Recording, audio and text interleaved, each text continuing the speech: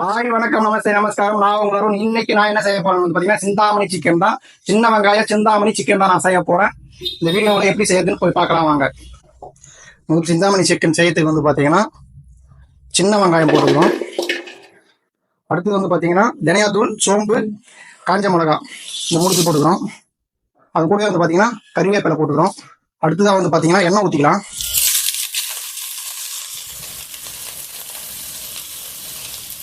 ஒரு 50 கிராம் எண்ணெய் ஊற்றிங்க. அரை கிலோ சிக்கன் தான் எடுத்துருக்கேன்.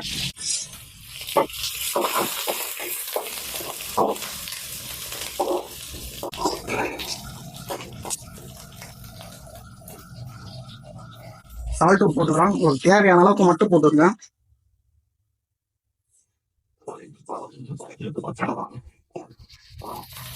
வெங்காயம் இந்த அளவுக்கு வதங்கின உடனே இஞ்சி சின்னதாக வெட்டின இஞ்சி போட்டுக்கலாம். பொடி பொடியாக வெட்டின இஞ்சி போட்டுக்கலாம். நெசுக்குன பூண்டு இந்த ரெண்டத்தையும் போட்டுக்கிறோம். நல்லா கழுவி வாஷ் பண்ணி எடுத்த சிக்கனை போட்டுக்கிறோம்.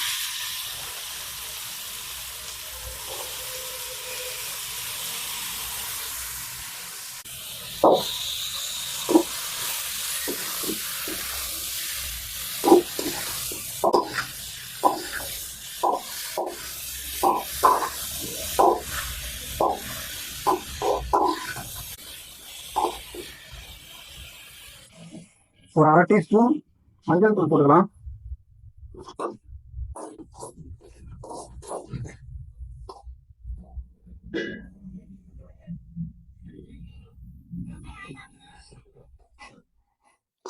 ரெண்டு நிமிஷத்துக்கு ஒரு முறை கலக்கி விட்டுக்கிட்டே இருக்கணும். அப்போதான் இல்லைன்னா இது பிடிச்சிக்கும். இப்போ பார்த்தீங்கன்னா இதில் தண்ணி இருந்த தண்ணியெல்லாம் ஃபுல்லாக ட்ரை ஆகிடுச்சு. கறி நல்லா வெந்துருச்சு. இப்போ இந்த டைமில் பெப்பர் தூள், மிளகுத்தூள் தான் போடுறோம். ஒரு ஸ்பூன் போடுங்க பெப்பர் தூள். ஒரு அரை கிலோவுக்கு இப்போதான் நல்லாயிருக்கும். இது அப்படியே போட்டு கலந்து விட்டுருங்க.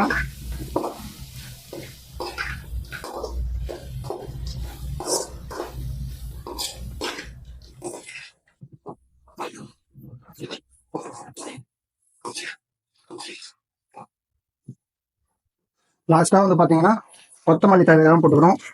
கொத்தமல்லி தழை போட்டு அடுத்து ஆஃப் பண்ணிடும்.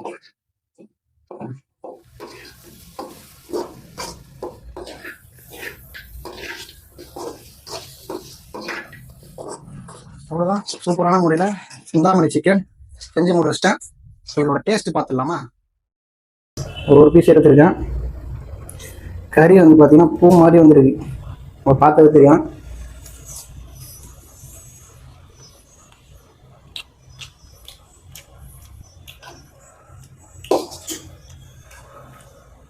அடிப்படையான டேஸ்ட்டு.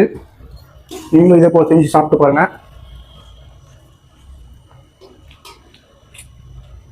வேற லெவல்.